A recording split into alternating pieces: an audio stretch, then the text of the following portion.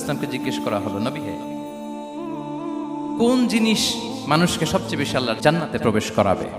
সুইলা রাসূলুল্লাহ সাল্লাল্লাহু আলাইহি ওয়াসাল্লাম আন আকসারি মা ইউদখিলুন নাস আল জান্নাহ। জিজ্ঞেস করা হলো, নবী কোন জিনিস মানুষকে বেশি জান্নাতে ঢুকাবে? বিষ্ণু বললেন, তাকওয়াল্লাহ ওয়া হুসনুল খুলুক। এক হচ্ছে আল্লাহর ভয়, আরেক হচ্ছে সুন্দর আচরণ।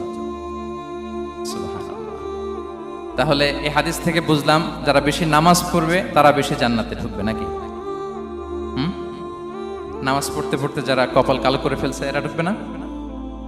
যারা হজ করতে করতে বড় হাজী সাহেব হয়েছে, জিকির করতে করতে হাতে 3-4টা তাসবিহ রেখেছে, তাদের কথা বলা হয়েছে।